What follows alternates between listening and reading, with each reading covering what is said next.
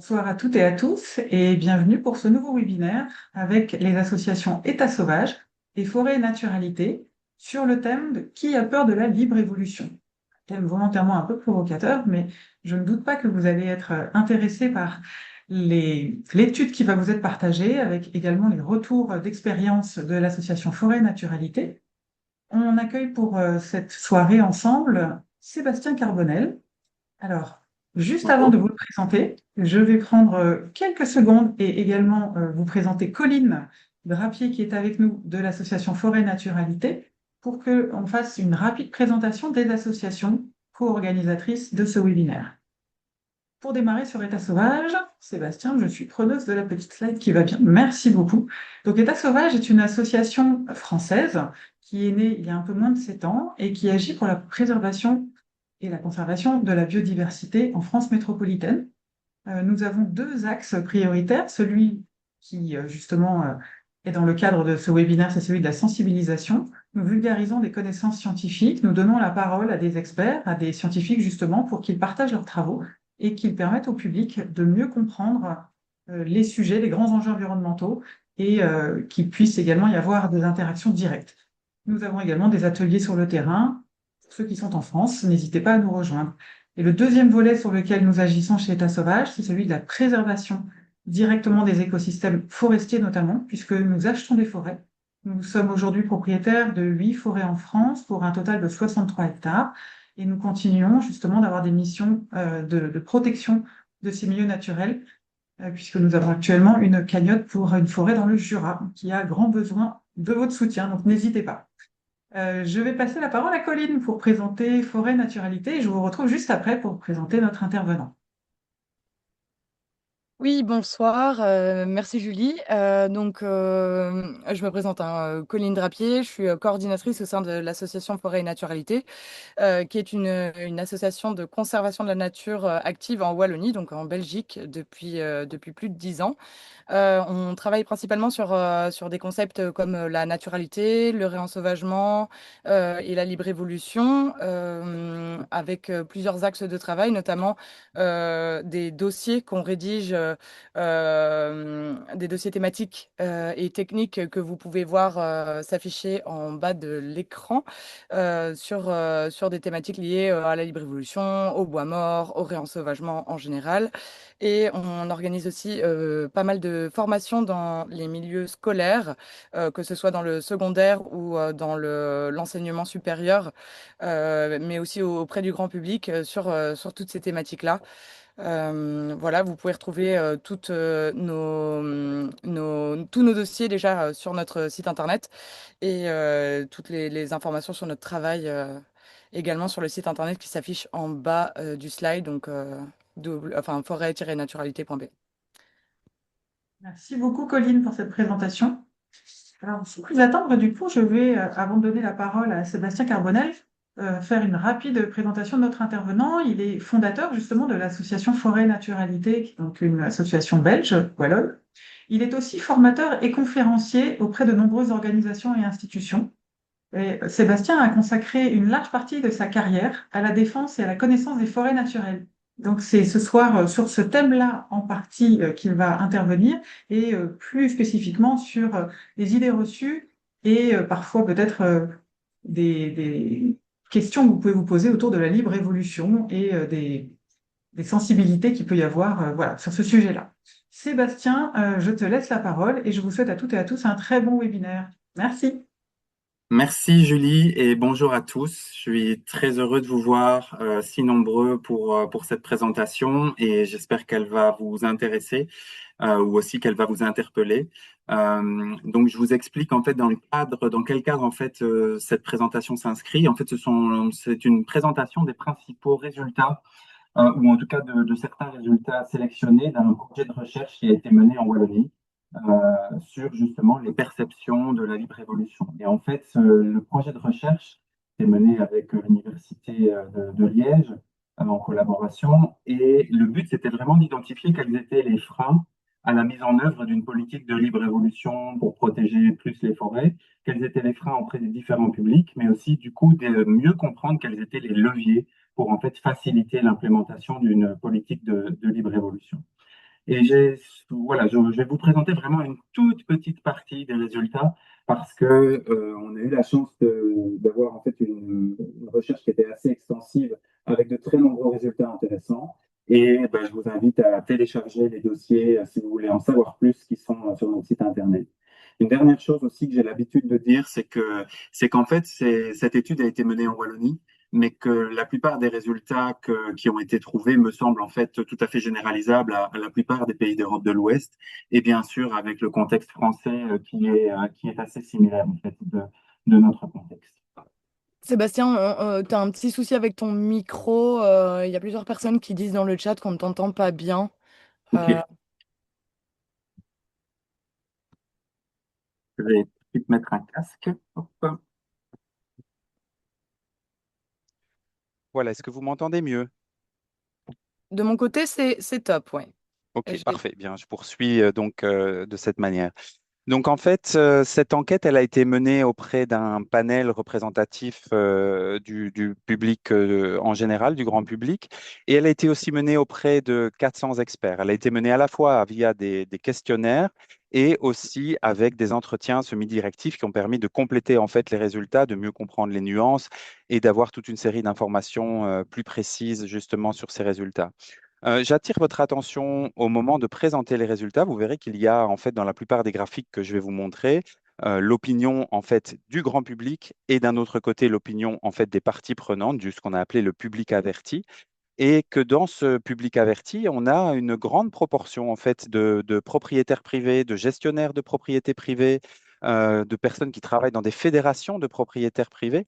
Et donc en fait, on a une représentation en fait de ce public qui est à hauteur de 60% dans les résultats en fait du public averti. Je trouve que c'est intéressant parce que vous allez voir que même dans ce public qui parfois a priori on a l'impression qu'il n'est pas très favorable en fait à la libre évolution, vous verrez qu'il y a pas mal de nuances et aussi pas mal d'ouverture pour ces thématiques. Et donc, nous avons aussi un public évidemment d'associations qui travaillent dans la forêt et la nature ou de l'administration forestière. Même s'il est un peu sous-représenté dans l'échantillon, il était fortement représenté dans les entretiens.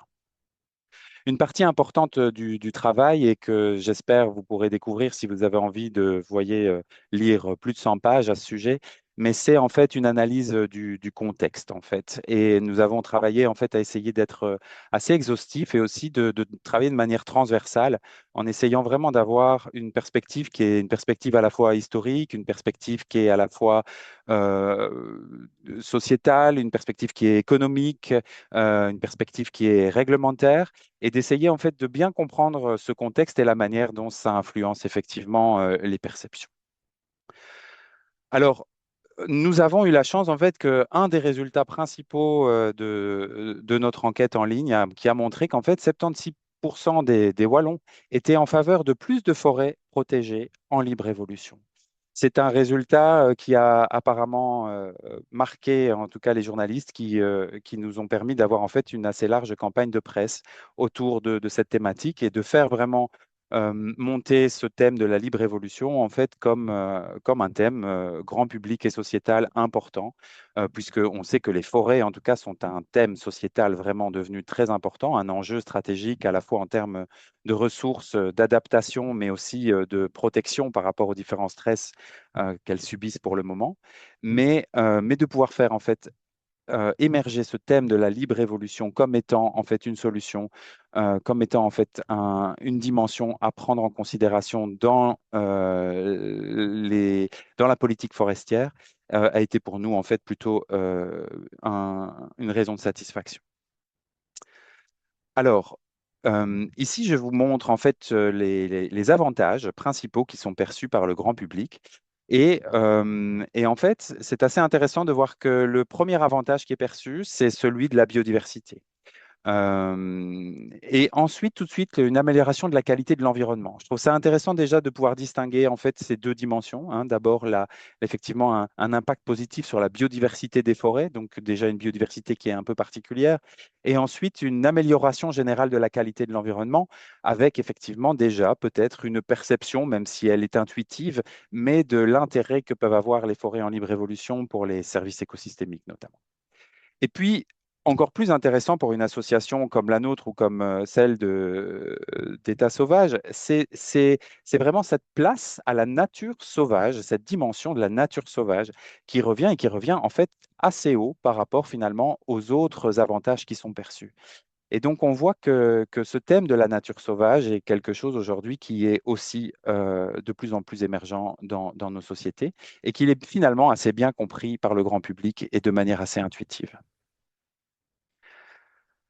Il y a d'autres thèmes évidemment qui sont soulignés comme étant des avantages de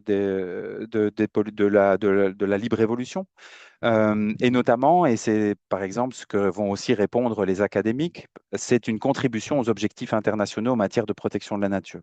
Vous savez que dans la stratégie européenne, effectivement, la protection stricte, aujourd'hui, de nombreuses parties prenantes essayent de défendre que ce soit une protection totale et une protection des dynamiques et de la libre évolution.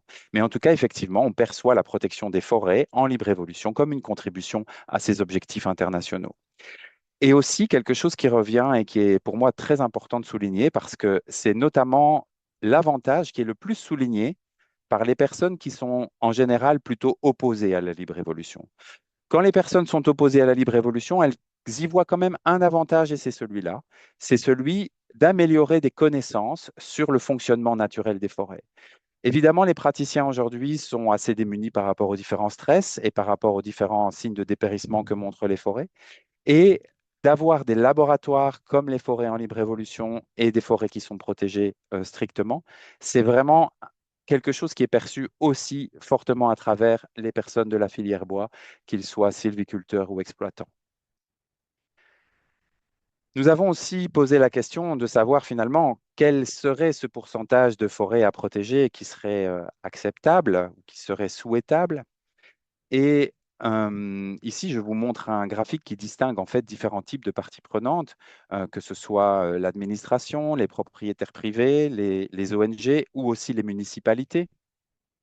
Et ce qu'on peut voir, c'est qu'en fait, on a une majorité, même une grande majorité de ces différents publics et même des propriétaires privés qui se montrent en faveur effectivement d'une surface protégée de forêt en libre évolution supérieure à 5%. Et souvent, nous avons effectivement un maximum qui va se situer entre 5 et 10%, mais vous voyez que ça va bien au-delà et que parfois, en fait, on peut atteindre des 30 ou 40% de ces publics qui souhaitent 10 à 20 ou parfois même 20 à 30% des forêts protégées en libre évolution. Donc, c'est assez remarquable comme résultat parce qu'effectivement, on voit, même si, évidemment, de là à l'accepter dans sa propre municipalité ou dans sa propre propriété, il y a sans doute encore un pas, mais que au sein de ces différents publics, il y a effectivement la conscience que protéger intégralement une partie des forêts avec un pourcentage significatif est quelque chose de globalement et socialement acceptable. Je trouve qu'il est intéressant aussi de comparer en fait ces 10% qui en fait donc, trouvent l'accord de plus de la moitié des parties prenantes en fait des forêts. C'est qu'en fait le grand public, lui évidemment, enfin, évidemment, ou en tout cas on peut s'y attendre, il est en faveur d'une plus grande protection encore des forêts, même si c'est vrai que là, ben, dans le cadre du grand public, on a parfois aussi des comportements ou des positions qui peuvent être contradictoires, hein, qui peuvent aussi souhaiter une plus grande utilisation du matériau bois et dans un même temps utiliser aussi, vouloir aussi une plus grande protection. Mais c'est que ces 10%, bien en fait, et les 10% donc pour les parties prenantes, 50% pour le grand public. Et ce qu'on constate, c'est aussi une forme de consensus dans le monde scientifique autour de 20%. 20% des forêts protégées permettraient en fait de conserver une majeure partie de la biodiversité spécifique des forêts et aussi de la plupart du maintien en fait des fonctions de régulation des forêts. Donc voilà trois chiffres peut-être qui peuvent servir de boussole en fait par rapport au pourcentage de forêts à protéger. D'ailleurs, nous avons voulu un petit peu vérifier si, en posant cette question sous forme est-ce que quel pourcentage de forêts à protéger, c'était la bonne manière de poser la question. Et donc, on l'a posé un petit peu d'une autre manière en demandant aux personnes de se positionner par rapport à des affirmations. L'affirmation en question ici, c'est il est légitime de protéger intégralement et donc de ne pas exploiter une partie des forêts wallonnes. Et donc de poser la question sous la forme en fait de la légitimité. Est-ce qu'il est légitime aujourd'hui, dans un contexte où on a besoin de plus en plus de bois, effectivement, de protéger une partie des forêts? Et là, on voit qu'on a un très large consensus, en fait, encore une fois, d'une grande majorité des parties prenantes qui ne se retrouve pas, qui est un consensus qui est moins fort, évidemment, chez les propriétaires privés. Mais chez les propriétaires privés, on a aussi souvent très peur que quand on répond à ce type de questions ou quand on marque son accord sur ce type d'affirmation, effectivement, on a peur de se voir imposer des choses. Et donc souvent, effectivement, le côté réfractaire par rapport à ça peut venir de cette peur. Mais on voit, et là on a mis, et ça fait partie, je pense, de la richesse de notre étude, et si vous prenez le temps de la découvrir de manière plus extensive, c'est toute une série de verbatim de personnes qui ont été interrogées et qui en fait éclairent vraiment sur la position. Et c'est assez intéressant de voir que la filière bois, en fait, elle se sent capable de s'adapter effectivement à des niveaux de protection plus forts. Et évidemment, il ne s'agit pas de protéger toute la forêt, ni une trop grande partie qui ne leur permettrait plus d'exploiter du bois. Mais par contre, effectivement, si c'est protégé dans des proportions raisonnables, eh bien, ils sont en fait plutôt en accord avec cette politique. Alors, on a posé aussi la question de savoir si la libre évolution était une solution appropriée pour conserver la biodiversité forestière. Vous voyez qu'on a des résultats qui sont quand même assez contrastés. Ou en tout cas qui ne sont pas d'une totale évidence pour tout le monde, même si le consensus, bien sûr, est fort. Et on voit que dans les ONG ou de nouveau chez les propriétaires privés, eh bien, en fait, il y a une forme de méfiance par rapport à la libre évolution comme solution pour la biodiversité. Alors, il y a divers facteurs d'explication par rapport à ça. J'y reviendrai tout à l'heure sur effectivement des questions historiques, sur des questions en fait de vision de c'est quoi la biodiversité ou de c'est quoi la nature et de la place de l'homme dans la nature. Mais en fait, c'est assez intéressant de voir que finalement, c'est aussi dans les associations que va se retrouver en fait une partie du public qui se trouve pas vraiment convaincu que les forêts en libre évolution sont une solution pour la biodiversité forestière. Concernant la nature sauvage, je vous ai choisi cette affirmation-ci qui me semble effectivement très forte. Et quand on demande aux différents publics de se positionner par rapport à l'affirmation «la nature sauvage permet de reconnecter l'être humain à la nature», là, on voit apparaître en fait un consensus très fort. Il faut aussi se dire que dans la partie de personnes qui n'est pas du tout d'accord, on a aussi une proportion de personnes qui s'opposent très fort à la libre évolution et qui va répondre négativement à toutes les questions. Mais effectivement, on voit que cette question de la nature sauvage, elle est importante et que c'est quelque chose qui permet de bâtir justement des consensus aussi entre différents publics. On va le revoir. Je vous montrerai une petite slide tout à l'heure qui permet de renforcer ce que je viens de dire. Mais il y a des dimensions, il y a des thèmes, il y a des manières de présenter les choses qui permettent de vraiment bâtir des consensus avec des publics avec lesquels parfois on a l'impression de ne pas nécessairement être en accord sur la libre évolution. Alors, il y a évidemment aussi des freins qui sont bien perçus par une majorité des personnes. Ici, je vous montre plutôt les freins qui sont perçus par le public averti parce qu'ils sont un peu plus détaillés. Et les freins principaux, c'est clairement, pour la majorité des personnes interrogées, la perte de revenus directs liés à la vente des bois ou éventuellement à la location de chasse, si la libre évolution eh bien, comprend une interdiction de la pratique de la chasse. Et directement après, et je crois que c'est quand même fortement lié, c'est aussi l'impact sur la filière bois et la disponibilité en bois. C'est-à-dire que si on protège effectivement plus de forêts, ça veut dire qu'il y a moins de forêts dans lesquelles on peut avoir de la ressource en bois. Ce sont deux freins qui sont vraiment des freins majeurs et sur lesquels il convient de travailler et d'objectiver les choses. Mais j'ai envie d'en souligner d'autres qui apparaissent peut-être pas aussi comme aussi importants et qui sont pourtant assez transversaux et qu'on va retrouver beaucoup plus en nuances justement dans les entretiens plus que dans les questionnaires. Mais c'est l'image négative des interventions humaines dans la forêt que la promotion de la libre évolution peut éventuellement générer. Pour certaines personnes, défendre la libre évolution, c'est aussi en fait donner une image négative de l'intervention humaine en forêt Et on sait à quel point c'est quelque chose de sensible aujourd'hui, notamment dans les administrations. Et on sait à quel point aussi le lobby de la filière bois mène campagne aujourd'hui pour redonner une image très positive justement de ces interventions et parfois avec des moyens qui sont vraiment pas légitimes. Mais vous voyez aussi qu'un faible intérêt pour la biodiversité, en fait, revient quand même aussi comme étant quelque chose qui est quand même noté par un certain nombre de personnes.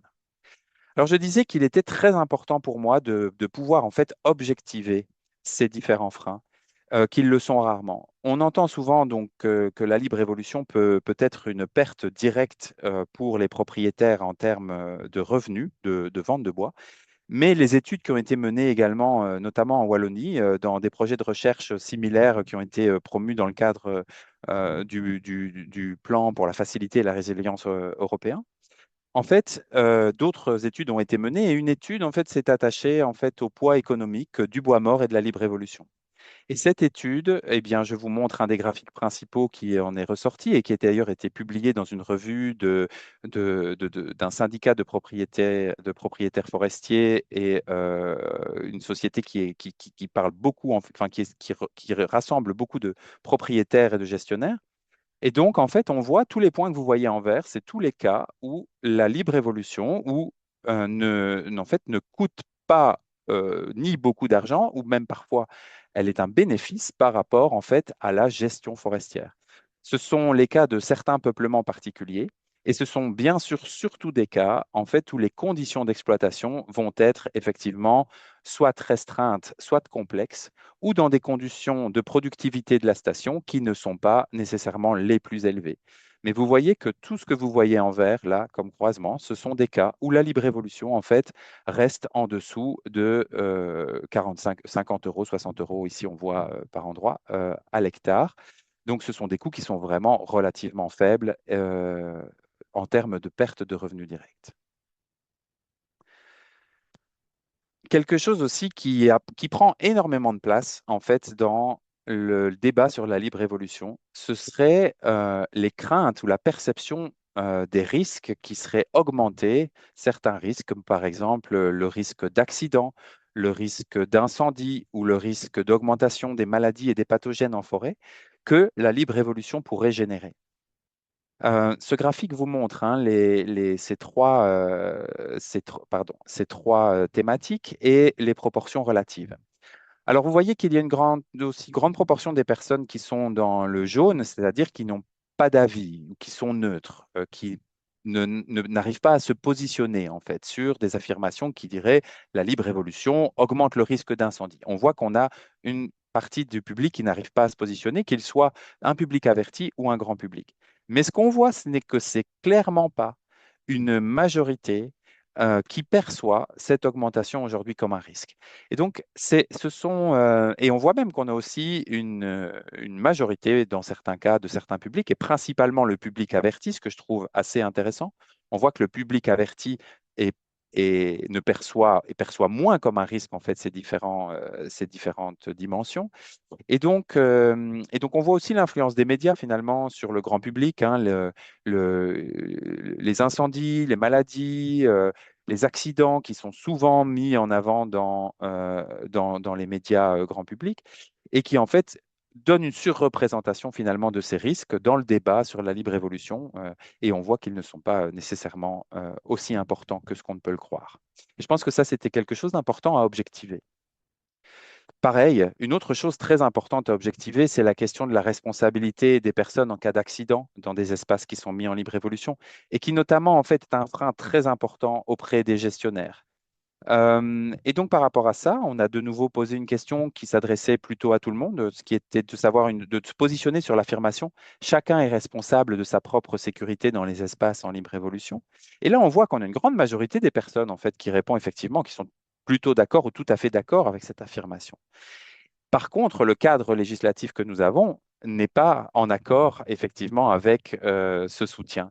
Et donc là, il est important de mener les études juridiques et d'avoir des propositions concrètes. Nous l'avons fait pour la Wallonie et je sais qu'il y a une dynamique qui est actuellement en cours en France pour permettre de répondre à ces questions. Mais l'étude juridique que nous avons menée en Wallonie détaille très précisément que moyennant des dispositifs relativement simples d'information correcte, notamment sur site, sur le fait qu'effectivement l'espace est non géré, qu'il est protégé, moyennant des aménagements raisonnables comme des fermetures en cas d'événements météorologiques particuliers. Eh bien, effectivement, la responsabilité peut être dégagée dans la très grande majorité des cas. Et je pense que c'est un résultat qui est très important à diffuser et qu'il n'est malheureusement pas assez et qu'il est entretenu comme étant effectivement une crainte pour constituer un frein à la mise en œuvre de la libre évolution. Je vous disais tout à l'heure qu'il y avait des thématiques qui permettaient de bâtir en fait des consensus avec certaines parties prenantes, et nous avons travaillé notamment pour ce faire, pour mieux comprendre en fait les fondements aussi de différentes positions et opinions sur ce qui s'appelle les valeurs socioculturelles.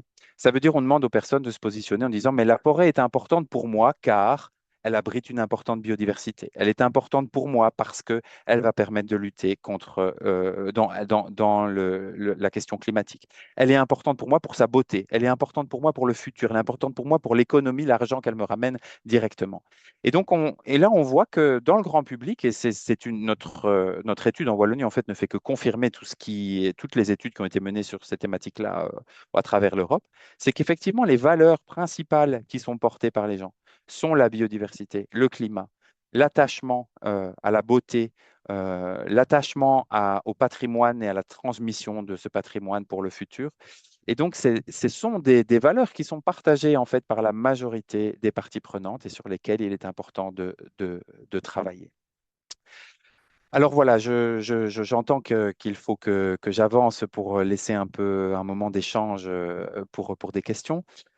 Cette étude, elle nous a permis aussi finalement d'aller un petit peu plus loin, au-delà de la libre évolution, de tester en fait qu'est-ce que ça implique sur, par exemple, la gestion forestière. Et là, par exemple, par rapport à cette affirmation, je trouve que les résultats sont aussi assez intéressants parce qu'ils sont finalement peut-être un peu en contradiction avec ceux qui ont été présentés avant. Quand on demande aux personnes si les changements climatiques feront disparaître nos forêts et qu'il faut donc planter de nouvelles espèces forestières, nouvelles espèces d'arbres, eh bien, en fait, on voit qu'on a quand même une grande majorité de personnes qui va se positionner plutôt d'accord, en fait. Vous voyez ici, les couleurs sont un peu inversées, mais plutôt d'accord, en fait, avec cette proposition.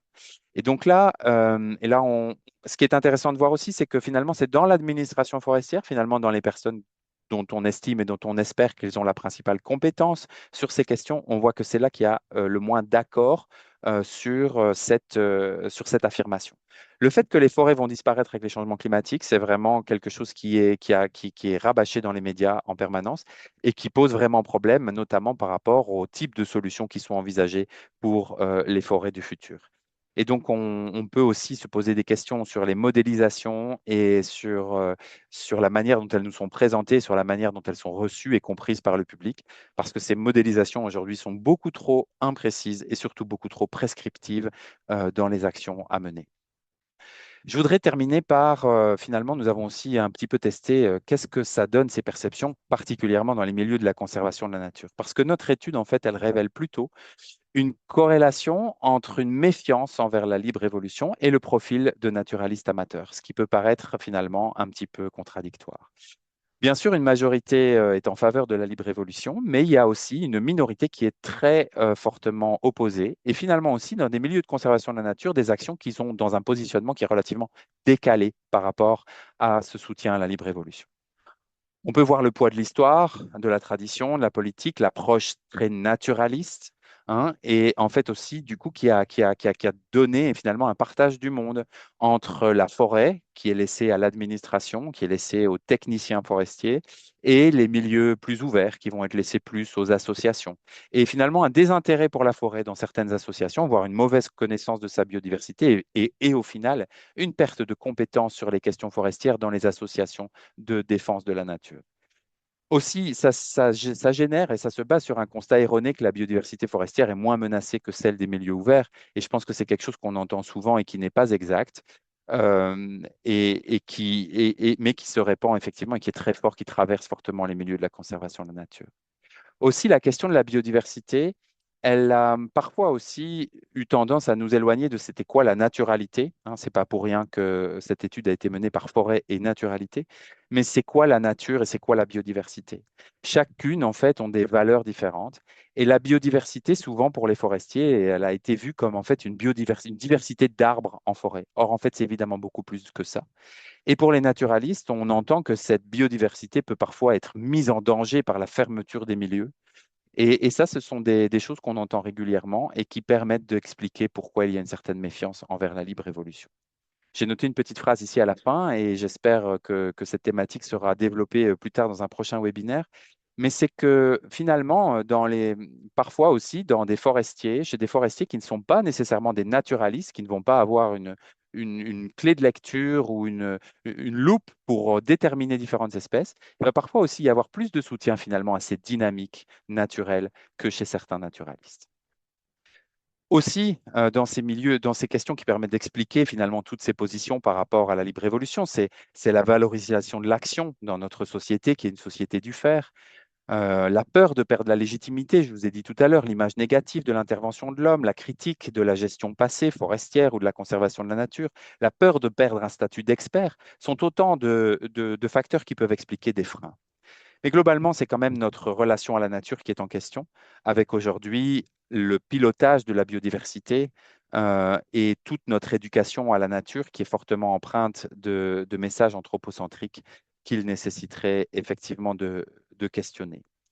Je pense que pour faire avancer les choses, il faudrait pouvoir faire évoluer, c'est pas moi qui le dis, c'est François Sarrazin, mais c'est faire évoluer la conception des aires protégées d'une vision statique vers une vision dynamique et de concevoir en fait ces espaces protégés comme des espaces d'innovation. Et je pense que ça rejoint ce qu'on disait tout à l'heure, ces laboratoires que peuvent être les forêts en libre évolution pour permettre de mieux comprendre les mécanismes adaptatifs. Je conclus par cette dernière dia, qu'en fait finalement ce qui permet de lire ces perceptions par rapport à la libre évolution, hein, aux peurs que nous pouvons en avoir ou à cette attraction qu'on peut y avoir, c'est la manière dont on se positionne par rapport à la nature, la manière dont on se positionne dans le vivant. Et aussi cette dimension temporelle qu'on connaît tous, l'urgence, qu'on entend encore plus ces derniers jours, évidemment, et le temps des dynamiques écologiques et évolutives qui peuvent être parfois en tension. La peur de perdre le contrôle chez l'être humain, c'est quelque chose qui est très, très difficile à contrer. Et à côté de ça, la libre évolution valorise plutôt une question d'autonomie de la nature et une capacité d'adaptation. Pareil, cette peur de perdre de la légitimité et cette position de supériorité par rapport à la nature s'oppose finalement d'une manière ou d'une autre à la valeur intrinsèque de la nature qu'on peut défendre via la libre évolution. Évidemment, ces questions sont soulevées par des auteurs que vous connaissez et peut-être une manière de dépasser finalement ces tensions, c'est ces valeurs relationnelles partagées. Ce sont ces valeurs qu'on a vues, ces valeurs socioculturelles partagées, ces points de consensus qui ont été aussi dégagés dans l'étude et qui nous permettent en fait finalement de dépasser ces oppositions, peut-être pour voir dans la libre évolution une solution qui soit partagée et qui fasse consensus en fait entre différents publics. Voilà, j'espère que je n'ai pas été trop long ni trop rapide et que c'était clair pour vous et je suis ravi de répondre à vos questions. Merci beaucoup, Sébastien. Alors, je vais passer la parole à Colline qui va reprendre du coup vos questions dans le chat. N'hésitez pas à continuer à en poser tant que on peut, dans le temps, y répondre. On le fera avec plaisir. Colline, je te laisse la parole. Merci beaucoup, merci Julie et merci Sébastien pour cette présentation. D'abord, il y a une personne qui demandait dans le chat s'il était possible d'avoir le lien sur le PDF de l'intégralité de l'étude. Et donc, comme Julie l'a bien répondu, tout vous sera envoyé par mail après ce webinaire et tous nos dossiers d'opinion et nos projets de recherche sont disponibles sur notre site internet. Donc, n'hésitez pas à aller y faire un tour. Euh, la première question, Sébastien, c'est y a-t-il une différence entre une forêt protégée et une forêt en libre évolution? Ah, c'est une très très bonne question et ça va dépendre de la personne à qui vous la posez. La réponse va dépendre de la personne à qui vous la posez. Donc je vais vous donner ma réponse. Euh, je pense qu'une forêt strictement protégée peut, dans certains cas exceptionnels ou plus rares, ne pas être une forêt en libre évolution. on peut protéger strictement une forêt et décider d'y avoir des interventions. Ça peut être des interventions initiales, ça peut être aussi pour restaurer des dynamiques, ça peut aussi être des interventions qui permettent en fait, par un choix du gestionnaire, de préserver certaines espèces dans cette forêt. Mais ça doit rester, à mon avis, quelque chose de rare. D'un autre côté, en fait, la libre évolution est un concept qui peut, pour certaines personnes, se concevoir comme étant quelque chose de total, d'intégral, de non discutable, ou quelque chose qui peut se voir comme un gradient. Et si on perçoit la libre évolution comme un gradient, eh bien, en fait, on peut imaginer que dans des forêts productives, effectivement, il y ait l'intégration de certaines dimensions de la libre évolution, comme par exemple laisser plus de dynamique naturelle dans une forêt gérée, comme par exemple la régénérer naturellement plutôt que la planter, laisser plus d'arbres morts, veiller à effectivement laisser un processus de sénescence aussi dans cette forêt. Et donc, si on perçoit la libre évolution comme effectivement la possibilité d'intégrer plus de dynamique évolutive, plus de dynamique naturelle, alors à ce moment-là, eh bien, une forêt productive, pas nécessairement protégée, peut aussi intégrer des dimensions de libre évolution. Merci. La deuxième question, la libre évolution d'une forêt implique-t-elle la non-fréquentation de l'humain? Le but est-il d'en faire des sanctuaires sur le long terme pour la vie sauvage? Excellente question, à nouveau, une question qui fait fortement débat d'ailleurs dans les milieux de la conservation de la nature et de la défense de la libre évolution. Euh, Chez Forêt et Naturalité, nous défendons un accès aux espaces naturels le plus large possible. Euh, il faut imaginer aussi que probablement cette réponse est influencée par le contexte de la Wallonie, qui est un territoire au cœur de l'Europe, qui n'est pas fortement densément peuplé, la Wallonie, mais qui est par contre qui est entouré de territoires fortement peuplés et dans lesquels effectivement une population nombreuse en fait peut bénéficier des espaces naturels. Par ailleurs, on est convaincu que la force en fait des espaces en libre évolution, c'est aussi de pouvoir convaincre de cette relation retrouvée à la nature et aux dynamiques naturelles, et que donc dès le moment où en fait on estime que l'homme n'y a pas sa place, alors c'est difficile effectivement de renouer ce lien. Donc chez nous, on est plutôt favorable à l'ouverture des espaces en libre évolution, mais je pense que comme dans tout espace naturel, et je pense que c'est quelque chose qui est valable également chez vous, mais chez nous, la quiétude en forêt est quelque chose de réglementaire. En fait, en forêt, il n'est pas autorisé de, de faire la fête ou de crier ou de déranger la faune sauvage. Et donc je pense que la forêt est un espace effectivement qui nous amène à une forme de quiétude et de ressourcement, et que dans les espaces en libre évolution, on peut tout à fait modéliser une fréquentation qui soit tolérable pour ne pas trop déranger effectivement les dynamiques naturelles et même celles de la faune sauvage. J'ai ici une question sur une slide en particulier. Comment la libre évolution permet un impact positif sur l'exploitation s'il n'y a pas de prélèvement? Sur un slide particulier, Dans le tableau avec les points verts, je pense que ça fait référence. Il faudrait peut-être que tu reviennes en arrière.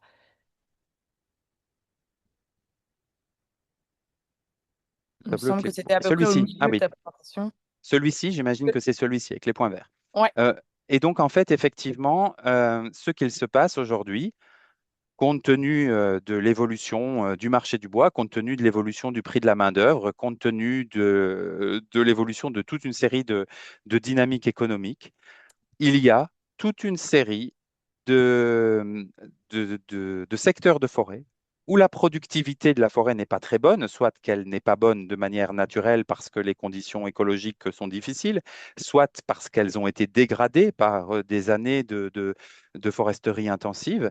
Eh bien, en fait, on a des peuplements qui ne sont aujourd'hui plus rentables. C'est-à-dire que si on compte effectivement les coûts de surveillance, si on compte les coûts de plantation, d'entretien, si on compte les coûts de martelage et d'exploitation, au final, la vente du bois, eh bien, représente un coût négatif, représente un bénéfice négatif en fait, donc un coût. On voit que dans le tableau, vous avez des points verts qui représentent aussi qui sont en positif. Et donc là, c'est ce que l'auteur a estimé comme étant un coût acceptable pour la société. Et, et encore, faut-il dire que par rapport ici à ce tableau, on parle bien de bénéfices directs et pas de bénéfices indirects, comme les bénéfices des services écosystémiques pour la société. Alors à ce moment-là, dans beaucoup, beaucoup plus de cas, ça devient vert. Donc ici, on parle bien en fait de coûts et de revenus directs. J'espère que j'ai répondu à la question suffisamment clairement. N'hésitez pas à vous manifester dans le chat hein, si ce n'est pas le cas. Euh, comment peut-on contrer l'argument sécuritaire qui est toujours avancé pour refuser la libre évolution? Eh bien, je vais revenir aussi sur ces deux slides. D'abord, en fait, en objectivant en fait la perception de ce risque, puisque la plupart du temps, cet argument nous est dit le risque est très fort et la plupart des gens ont peur. Donc, ce que nous avons déjà permis de montrer, c'est qu'en fait, ça n'est pas une grande majorité des personnes qui en ont peur. Et il y a aussi une grande majorité de personnes qui ne sait pas se positionner parce qu'elles estiment ne pas avoir la bonne information. Il y a des études, notre étude d'ailleurs s'appuie largement sur une étude française qui a été menée dans les réserves domaniales sur les cas d'accidents en forêt et, et qui montre en fait que 9 dixièmes des accidents sont des accidents qui se produisent en fait pendant les travaux d'exploitation et que le reste se produit dans des cas d'événements météorologiques extrêmes. Et que malgré tout, ces accidents restent extrêmement rares et concernent la plupart du temps en fait des usagers d'engins à moteur en fait qui se mettent sous les arbres pendant d'événements météorologiques importants. Donc en fait, si on peut objectiver en fait le risque si on peut objectiver ce risque effectivement encouru, et si on peut objectiver en fait la perception, je pense qu'à ce moment-là, on peut fonder un débat qui est plus serein et qui permet de contrer cet argument. Je dirais encore que voilà, il est important d'associer à ça la slide que j'ai mis un peu plus loin sur la question de la responsabilité et donc effectivement d'objectiver cette question de la responsabilité et que globalement, on pourrait avoir une meilleure solution. Un dernier élément par rapport à ça, c'est que ce risque, aujourd'hui, il n'est plus seulement présent dans les espaces en libre évolution, il est présent dans toutes les forêts. Toutes les forêts présentent des signes de dépérissement. Et donc, si des signes de dépérissement qui sont parfois même aujourd'hui moins forts dans des forêts en libre évolution que dans des forêts gérées. Donc, la question du risque, elle ne s'arrête vraiment pas aujourd'hui aux espaces en libre évolution. Elle s'arrête à quel degré d'acceptation aujourd'hui la société va être prête à accepter euh, dans justement ces espaces naturels. Il y a d'immenses enjeux qui sont d'ailleurs pas seulement des enjeux de protection de la nature, mais qui sont aussi des enjeux sociaux, d'accès aux espaces naturels et de la manière dont on les organise. Et la question de la libre évolution, finalement, par la manière très précise dont elle pose ces questions, permet de nourrir en fait ces réflexions. On consacre un grand chapitre dans notre étude, en fait, finalement, au benchmark de ce qui se passe dans les autres pays européens sur ces questions. Et voilà, si vous êtes intéressé, elle se retrouve dans notre étude. Merci. Alors, est-ce clair pour le grand public qu'il n'y a que dans les forêts en libre évolution qu'on voit encore des arbres vieux et grands? Euh, non, je crois que ça n'est pas clair du tout pour le grand public. Et par ailleurs, c'est une chance d'avoir encore quelques forêts avec des arbres vieux et grands. En Wallonie, j'en profite pour le souligner, mais Forêt Naturalité vient de réaliser une étude justement sur les forêts à haut potentiel de naturalité et de biodiversité qui se trouve également sur notre site internet et qui montre que ces forêts qui possèdent encore des arbres vieux et grands sont en fait une proportion extrêmement minime des forêts wallonnes. Alors, est-ce qu'on ne les trouve que dans des forêts en libre évolution? Eh bien, notre étude montre également que ça n'est pas le cas. En fait, une partie de ces forêts qui possèdent encore des grands arbres et des vieux arbres ne sont pas nécessairement aujourd'hui des forêts protégées. Donc, il y a un enjeu aussi à pouvoir en fait protéger les derniers espaces où il y a encore des grands arbres et des arbres vieux. Maintenant, dans une série de cas, ça va rentrer en contradiction avec des enjeux économiques, puisque ces grands arbres et ces vieux arbres vont être effectivement parfois de très haute valeur économique. Merci.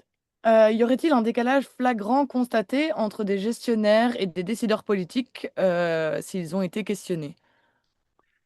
Euh, eh bien, oui, donc il y a des choses qui ressortent effectivement comme étant des choses différentes, donc des perceptions. On voit d'ailleurs en fait des compétences. Alors parmi les décideurs politiques, nous avons pu interroger que des mandataires locaux, hein, donc je ne peux pas vous dire par rapport à des mandataires d'un niveau institutionnel supérieur. Mais on voit effectivement que dans les mandataires locaux, il y a une compétence qui est moins grande que dans l'administration, notamment dans les gestionnaires forestiers. On voit aussi des différences entre les gestionnaires forestiers privés et les gestionnaires forestiers publics. Et ce qui est plutôt rassurant, c'est qu'on voit un plus grand taux d'adhésion pour la libre évolution chez les gestionnaires forestiers publics. Mais donc oui, il y a des différences. Mais il y a aussi, et c'est pas du tout pour insister ou montrer un résultat angélique, mais il y a aussi des choses sur lesquelles en fait la plupart des gens se retrouvent. Et notamment, on l'a vu, en fait, une grande majorité de l'ensemble de ces publics est en faveur d'une surface significative en fait des forêts protégées en libre évolution. Mhm. Et si on applique un critère d'âge sur les différents intervenants, retrouve-t-on une autre relation dans les résultats des enquêtes? Pas vraiment. Alors un tout petit peu. Sur certaines questions, on voit effectivement que le facteur âge ressort, mais c'est sur très très peu de résultats qui ressort significativement. Donc, en fait, c'est très loin d'être un facteur explicatif dans notre étude. Comment la question d'adaptation des forêts au changement climatique apparaît dans les perceptions? Euh, c'est quelque chose effectivement de difficile. Je pense il faudrait consacrer une étude spécifique à cette question. Nous, je pense qu'on l'a je pense qu'elle transparaît de deux manières. D'abord, effectivement, quand on pose la question de savoir si les forêts vont disparaître et s'il faut poser planter de nouvelles essences pour sauver la forêt, où là, on voit tout à coup que finalement, bah, des personnes qui sont fortement en faveur de la libre évolution vont répondre aussi, oui, il faut planter de nouvelles essences parce que nos forêts vont disparaître. Donc là, on voit qu'il y a un certain décalage probablement entre la compréhension qu'on a de l'intérêt de la libre évolution et de la manière dont on veut, dont on envisage ou dont on envisage les solutions pour la forêt de demain. Mais d'un autre côté, on voit aussi que ce qui ressort vraiment fortement, et je l'ai dit dans la présentation, mais je souhaite insister parce que si vous êtes justement dans des personnes qui travaillent sur les questions de la libre évolution et que vous êtes en contact avec différents publics, eh bien sachez que cette question de laboratoire, de ces forêts en libre évolution comme laboratoire, comme étant des endroits où on peut effectivement à la fois voir comment les forêts s'adaptent, mais qui sont aussi des réservoirs génétiques importants, eh bien, en fait, c'est vraiment le seul argument, enfin, l'argument principal qui permet de convaincre une bonne partie des personnes qui sont opposées à la libre évolution. Merci. J'ai plusieurs personnes qui rebondissent sur la question précédente sur le tableau de la SRFB. Donc, la personne dit donc il s'agit simplement d'abandonner la libre évolution à la libre évolution, pardon, les plantations non rentables. Si les essences non rentables ne sont pas en station, il va falloir du temps pour arriver à une autre forêt viable et peut-être une coupe ou une gestion nécessaire. Et j'ai une seconde question qui se rapproche un petit peu de tout ça. Que pensez-vous de l'idée d'argumenter, non pas en disant que la nature fait mieux que l'homme, mais en montrant que la libre évolution donne le meilleur ratio résilience-coût, contrairement aux plantations qui coûtent cher? Euh, donc, ces deux questions, je vais essayer de me rappeler de la deuxième, Colline, au besoin, tu me la Oui, oui, rappelleras. oui. Mais donc, sur la première question, effectivement, on sait que la libre évolution et le temps des dynamiques naturelles est quelque chose de long. Et je pense que là, c'est justement quelque chose qui reste de l'ordre du choix. La libre évolution en tant que telle est un choix de gestion, est un choix du gestionnaire, est un choix du propriétaire, est un choix de société. Et donc, en fonction des situations, si on décide d'abandonner une plantation éventuellement d'essence exotique à la libre évolution sans la rentabiliser avant, bon, et encore faut-il effectivement qu'elle le soit, euh, sans décider de l'utiliser pour qu'elle parte dans la filière bois, bah, c'est un choix.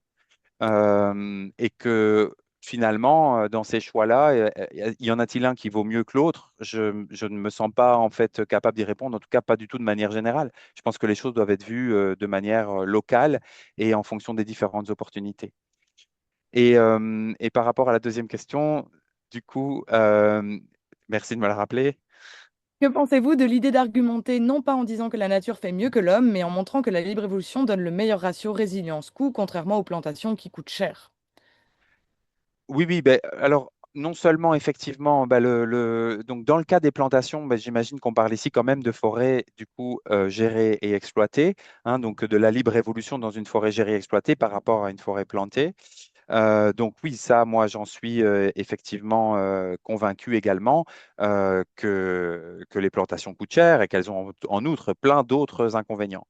Mais de nouveau, on voit transparaître finalement là-dedans ce besoin de contrôle, ce besoin de valorisation d'une expertise, ce besoin d'une valorisation d'une action. Et donc on va partir sur des ressorts qui ne sont pas toujours des ressorts économiques, mais qui sont sur des ressorts un peu plus souvent psychologiques. Euh, Globalement, en fait, tous les arguments sont des arguments importants ou qui se valent et qui peuvent être utilisés dans différents contextes et auprès de différents publics. Je pense que c'est ça qu'il faut retenir, c'est qu'il n'y en a pas un qui va marcher pour tout le monde.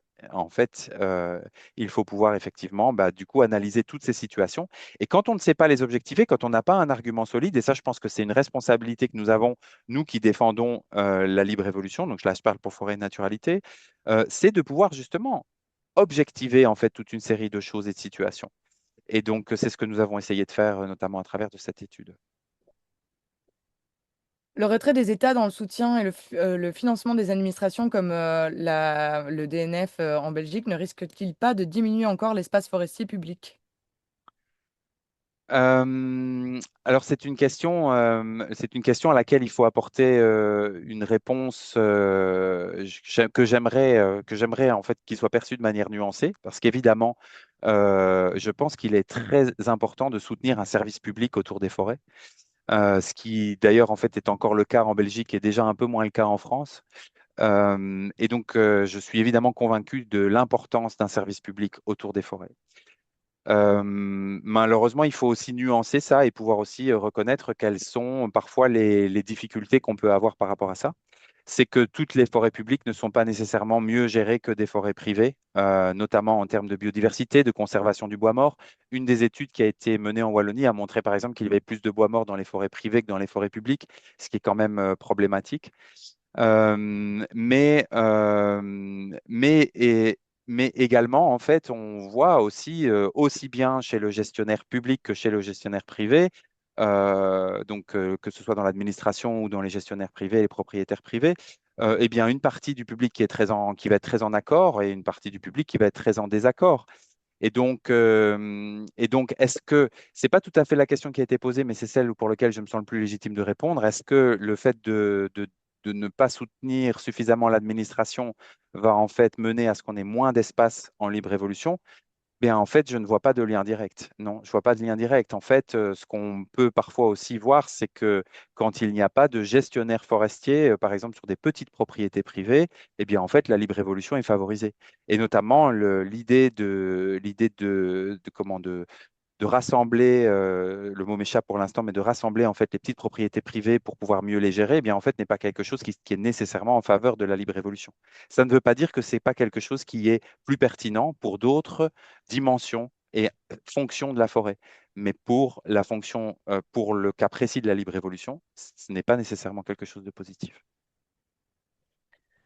Merci. Là, j'ai une question plutôt, qui concerne plutôt la manière d'aborder la libre évolution. Donc, comment est-ce qu'on promeut la libre évolution sans entretenir une vision dualiste homme-nature où la présence humaine serait associée à une dégradation écologique? Un récit positif. Ah oui, excellente question également, sur laquelle j'ai eu l'occasion de faire une présentation à la Society for Human Ecology, qui était typiquement en fait sur ce thème précis de comment éviter, comment dépasser le dualisme homme-nature à travers la libre évolution. Eh bien, comme je l'ai dit tout à l'heure, en fait, moi je trouve que c'est quelque chose qui est finalement pas si difficile, hein. Je trouve qu'il y a énormément de ponts qui peuvent se tisser. Alors, bah, déjà, un pont par le fait que pour moi, garder l'accès aux espaces naturels en libre évolution est vraiment quelque chose d'essentiel pour en fait reconnecter. Une des questions qui a été posée et pour lesquelles on a vu qu'on avait parmi les plus grands consensus, c'est est-ce que la libre évolution permet de reconnecter l'être humain à la nature? Est-ce qu'on permet finalement dépasser cette vision dualiste? Et la réponse a été oui, pour un très grand consensus. Donc je pense que ces dimensions-là, la question de la nature sauvage qui transparaît par rapport à ça, la question effectivement de la place de l'homme dans cette nature, la question qu'elle pose, la libre évolution, elle pose cette question claire. La question de l'humilité par rapport à la nature, hein. Donc, vous êtes plusieurs intervenants à avoir dans vos questions émis la question de l'efficacité par rapport à la résilience ou l'efficacité par rapport à économique. Et en fait, effectivement, on voit que on peut retrouver finalement une confiance dans la nature par rapport aux solutions qu'elle apporte. Je pense que la libre évolution est clairement une solution basée sur la nature, contrairement à pas mal de solutions basées qui nous sont présentées comme des solutions basées sur la nature et qui sont principalement en fait des questions technologiques et des questions en fait de contrôle et qui sont aussi dans une vision sans doute complètement orientée vers la production de services aux humains et dont le service principal reste le service de production et de service économique. Là, il y a vraiment quelque chose, je pense, d'important. Finalement, la multifonctionnalité de la forêt nous permet d'avoir des dimensions qui sont plus ou moins anthropocentrées. Et donc d'avoir effectivement une fonction de production, d'avoir une fonction de service écosystémique et d'avoir une fonction de nature pour elle-même, de protection de la biodiversité. Et donc je pense que retrouver un équilibre par rapport à ça est quelque chose d'important. Et dernier élément, ben, vous savez que la libre évolution est aussi présentée comme effectivement parfois quelque chose qui ressort d'une éthique évocentrée, ça veut dire en fait une éthique qui valorise l'évolution et l'autonomie de la nature par rapport effectivement aux humains. On pourrait y voir, on pourrait y voir une forme de dualisme, mais on pourrait aussi y voir en fait une manière de dépasser ce dualisme dans le sens où aujourd'hui, cette adaptation de la nature, euh, on voit que nous-mêmes, nous sommes amenés à nous adapter également dans les contextes actuels et que là-dedans, nous sommes complètement dépendants, nous sommes partie de la nature. Je pense qu'il y a vraiment beaucoup de dimensions dans lesquelles essayer de réfléchir à ce dépassement parce qu'il est hyper important. On l'a vu que c'était un des freins principaux finalement, ce dualisme, la manière dont la libre évolution peut être perçue comme étant un regard négatif porté sur les actions humaines, alors qu'en fait, on peut aussi le voir comme étant une action positive de protection de la nature et pas du tout du laisser-aller ou de l'abandon. Voilà, il y a plein de dimensions, je pense. Il y a plein de dimensions dans lesquelles on peut explorer ça. Merci beaucoup. Je prends les dernières questions. Donc, si vous avez encore des questions après les trois dernières qui vont être lues juste après, n'hésitez pas à revenir vers nous par mail. On répondra avec plaisir. Donc, quid de la pression des herbivores dans un contexte où les grands prédateurs sont la plupart du temps absents? Excellente question également, qui fait aussi beaucoup de débat dans les milieux de conservation de la nature, de foresterie et de libre évolution. La place de l'animal dans la libre évolution, je pense qu'elle commence quand même hein, aujourd'hui à progresser. Pas partout, pas chez toutes les personnes, pas dans tous les milieux, mais la place de l'animal comme étant un moteur des dynamiques des milieux naturels, évidemment quelque chose d'essentiel et que pour nous, que nous voyons comme étant quelque chose d'évident et d'essentiel. Euh, oui, la plupart des prédateurs ont disparu. Cela dit, certains reviennent. Cela dit, les dynamiques de population, même en l'absence de grands prédateurs, ont d'autres mécanismes d'autorégulation. En fait, j'ai souvent l'impression qu'on prend la question par le mauvais bout, en fait, de savoir finalement, est-ce qu'il y en a trop? Est-ce qu'il y en a trop? Est-ce que ça a un impact négatif? Euh, les équilibres ne sont jamais, les équilibres n'existent pas en fait dans la nature et pas non plus forcément dans les espaces en libre évolution. Ce sont des équilibres qui se remodèlent de manière perpétuelle.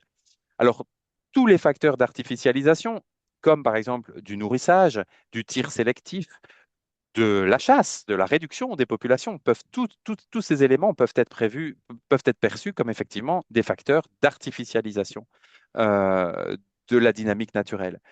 Maintenant, quel est réellement leur impact? C'est beaucoup plus difficile à dire, il me semble. Et je pense quelque chose qu'on entend régulièrement en Wallonie, c'est que les densités de grands ongulés est trop forte. Et en fait, moi, je pense qu'avant de poser la question de la densité des grands ongulés, on peut surtout se poser aussi la question de la capacité d'accueil de nos forêts dans des forêts qui sont effectivement très standardisées et qui sont pauvres en biodiversité, effectivement, les impacts des grands ongulés peuvent être beaucoup plus forts que dans des forêts très diversifiées qui vont finalement réussir à se régénérer naturellement.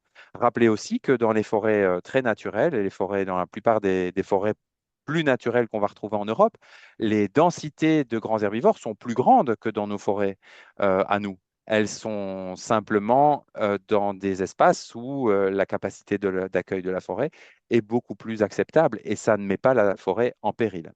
Donc, je crois qu'il faut surtout revoir certaines pratiques, qu'elles soient synégétiques ou qu'elles soient sylvicoles, pour permettre de retrouver une relation apaisée avec la faune et surtout avec le discours qu'on entretient par rapport à la faune sauvage dans les espaces naturels. Merci. Je vais être Du plus coup, court sur les prochaines questions. il y en a plus que 2. OK. Donc l'avant-dernière, pourquoi la fermeture du milieu dans la libre évolution n'entraîne-t-elle pas une perte de diversité ou renforce-t-elle seulement une autre biodiversité forestière? Parce qu'en fait, la fermeture du milieu est quelque chose de temporaire, en fait, dans la succession écologique et qui peut effectivement se caractériser par une perte de biodiversité nette, c'est-à-dire par une perte de nombre d'espèces présentes dans des milieux, effectivement, qui vont être intermédiaires entre les milieux très jeunes et les milieux plus âgés et qui peut aussi se caractériser par une perte de biodiversité spécifique, justement, et une biodiversité plus rare liée aux milieux plus âgés. Mais c'est quelque chose de temporaire. Et c'est là que je reviens à la relation qu'on a avec le temps. En fait, finalement, on est dans l'urgence, alors on se dit oui, mais bon, on a aussi toute une biodiversité spécifique des milieux ouverts qui est aussi menacée. Et donc, voilà, est-ce qu'on doit tout entretenir? Est-ce qu'on doit tout jardiner? Est-ce qu'on doit laisser le temps? Les constats que nous sommes en train de faire, et l'idée de laisser la nature évoluer par elle-même, c'est très loin d'être quelque chose de neuf. C'est quelque chose qui a plusieurs centaines d'années dans l'esprit des premières personnes qui ont voulu préserver des espaces sauvages. Et donc, si on avait pu le mettre en œuvre plus tôt, aujourd'hui, on ne serait pas à se poser la question de savoir s'il faut entretenir des espaces ouverts dans les milieux fermés. Et donc, finalement, la libre évolution est un choix, est une stratégie parmi les autres. Et je pense qu'elle mérite d'être vraiment testée pour elle-même parmi les autres stratégies à côté des espaces gérés pour les milieux ouverts.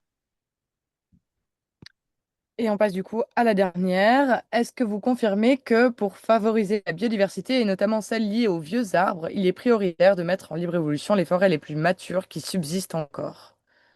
Oui, c'est ce que j'ai dit et c'est sans doute une belle question pour terminer. C'est de se dire que il y a une citation dans notre étude, c'est vraiment parce que je l'ai relu il n'y a pas longtemps, qui est du Courrier de la Drôme en 1843, qui dit, avant de penser à planter de nouvelles forêts, il faut penser à protéger celles qui nous restent. Et donc, c'est une citation de 1843. Et finalement, c'est celle qui peut tout à fait conclure le webinaire aujourd'hui parce que oui, il est vraiment important de protéger les dernières forêts où il reste des grands arbres et des vieux arbres. Non seulement pour leur valeur intrinsèque, non seulement pour leur biodiversité, non seulement pour leur esthétique, non seulement pour le patrimoine génétique qu'elles représentent, non seulement pour ce qu'on a envie de léguer aux générations futures, mais finalement pour toutes ces raisons ensemble. Et je pense que si ce sont des espaces publics, ça devrait être une priorité qui ne se discute pas. Et si ce sont des espaces privés, ce sont des espaces sur lesquels il faut avoir une priorité de réflexion et de négociation pour trouver les solutions qui permettent de les protéger à long terme. Voilà. Merci à tous, en tout cas, pour votre participation active au chat. Et merci à Sébastien pour ses réponses claires, claires et concises.